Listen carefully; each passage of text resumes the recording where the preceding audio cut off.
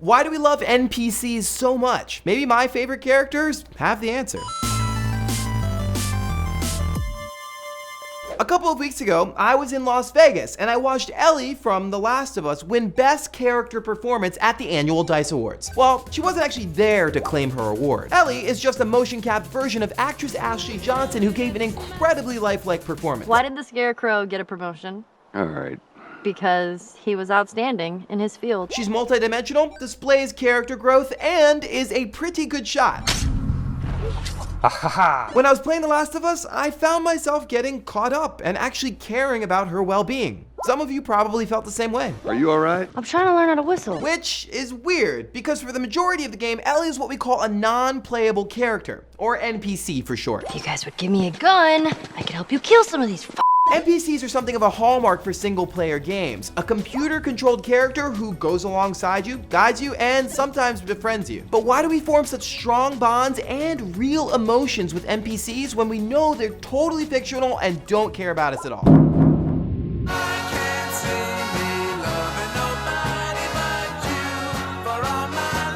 Alright, I know the companion cube isn't really an NPC, but it's just so huggable. So there's a few reasons why we love NPCs. For one, they're functional. They're what sociologists would call task attractive. But it just bounces. Oh, crap. Cube, protect me. They help advance the story and give us instructions. That's why we hate them so much when they're being unhelpful. No, you shut up. Another reason that we like NPCs is that they're often the only sign of hope or sanity. Lest you forget, everything in your world is trying to kill you. Oh my god, it's like a freaking tsunami of spiders. I'm coming, dude. Just like in real life. And many times, we have to protect them. It's how you win the game, so naturally we care about their survival. Who killed my f***ing dog? Oh, look at my dog. Oh, pick him up. Somebody, But sometimes, something else happens. Our like, well, it turns into love. Not like romantic love, but it's weird to have intense feelings about what is ultimately a helpful inanimate thing that doesn't really care about you. Like a washing machine. So why is part of my brain, even right now, wishing that Ellie is okay? Ellie! Are you okay? No! When I don't care one bit about my lonely appliances. Well, that's because we form what's called parasocial relationships with NPCs. In the 1950s, social psychologists became really interested in how people relate to characters and personalities that they saw on television. Donald Horton and Richard Wall coined the term parasocial interactions, which later became parasocial relationships. Your gusty blow, your lava flow. While their study was based on TV personalities, it applies just as strongly, if not more, to video game characters. We lost Stepan. Stefan! They found that people formed the strongest parasocial relationships when 3 different conditions were met. First of all, they used non-verbal communication, like when Tails looks at the screen and yawns. This adds to their personality and prevents them from feeling like inanimate computer algorithms. Second, they're physically attractive and easy for the audience to relate to. Well, that one's pretty obvious. Hello. And finally, the on-screen performer addresses the viewer directly, like when GLaDOS talks to you when she's a vegetable. I'm a potato. It might just be a computer program that says the same thing to everybody, but it feels like they're talking just to you. And this original study was just for black and white television, throwing the ridiculous interactivity of modern gaming, and it's no wonder that we get so attached to our NPCs. So now we understand why you're completely justified for caring so much. Let's get to the exciting part and let me tell you about my favorite NPCs. Though no list can be definitive, my key judging criteria here are creativity, innovation, influence, and most importantly, emotional impact. First up are the purely functional characters. Oh, the dog in NetHack. One of the most famous roguelikes of all time, NetHack had a pet feature which would allow a tiny little D to follow you around, protecting you from floating eyeballs. Trust me, you just have to play it.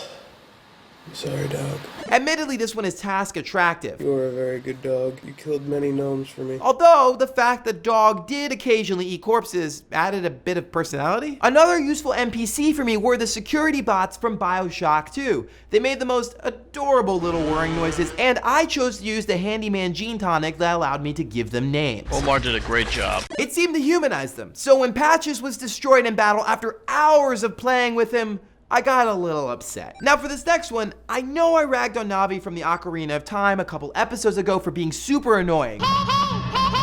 which she is, but that little voice is very helpful. I hate you, Navi. Many of us hadn't played a proper 3D adventure game before the Ocarina of Time, so without her, we would have been completely lost. All right, you won me over. Listen. Don't rub it in. Next, let's talk about some truly innovative NPCs. When I first met Lucas Sims, the mayor of Megaton from Fallout 3, I shot him dead.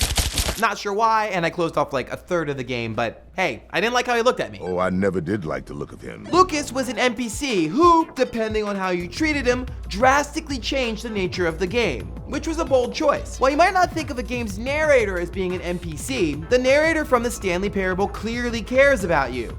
That's about it. It's just you and that charming English voice. It's possible that this is why everyone left. You can't blame me for these things. And Wheatley from Portal 2 addresses you directly, but you're free to ignore him. Yeah, I can't do it if you're watching. Seriously, I'm not joking. Could you just turn around for a second? The Portal series completely subverted our expectations about what NPCs were supposed to do, which is what made them so revolutionary. All you've done is boss me around. Well, who's the boss? Who's the boss? Also, Stephen Merchant. Awesome. What's the weather like up there? Oh, I've heard that before. Next up, best personality. Anthony Prince from the Ballad of Gay Tony episode of GTA 4 is one of the few openly gay characters in all of gaming. He's super loyal and he's pretty funny. Do you know this guy? The Celebrinator? Celebra what? As we mentioned in the previous episode, it's kind of unfortunate that Tony's a non-playable character, but he is the perfect foil to Luis Lopez's buttoned-up demeanor. Also, he's a good dresser, so I guess that puts him in the attractive category. And finally, let's talk about the feels, because sometimes it's the small gestures that get you. In Ico, holding Yorda's hand felt so important. It was the fundamental mechanic of the game, and it felt like the game's designers were reaching out to you. I never wanted to let the controller go. And finally, there's Clementine. Who could forget those big doughy eyes that just welled up with helplessness? But it was her subtle changes in facial expressions depending on your actions that were truly impressive. This was a huge deal and fostered parasocial interactions like never before. It seemed like she was expressing emotions just towards me, and it built a truly meaningful bond. Clem, it's gonna be okay. Clem is an artistic and technical marvel. She shows the potential of what games could offer in terms of emotional investment in fictional characters. Really? Give Clem a break, guys. And that's why she's my favorite NPC of all time. I'm sure you can name a lot more. Some of my honorable mentions include Chop Chop Master Onion, So now kick, punch. the pessimistic instructor from Pilot Wings, that persistent shopkeeper from Resident Evil 4, Got something that might interest you. the grizzly boar from Sword and Sorcery, and of course, Claptrap. You shall dance for my enjoyment! This is not a definitive list, but it's one based on research and my personal preferences. I'm sure your list will be quite different. So let me know in the comments who you love or you love to hate, and if you like what you saw, please subscribe. I'll see you next week. Last week, we talked about whether we should get rid of the word gamer. Let's see what you had to say. Paul Bill points us to the 2011 book by Georgia Tech professor Ian Bogost entitled How to Do Things with Video Games. It's excellent. You should read it. We'll link to it in the description. Bogost makes this point that he thinks that the term gamer will become obsolete in the future because more people will start to play games.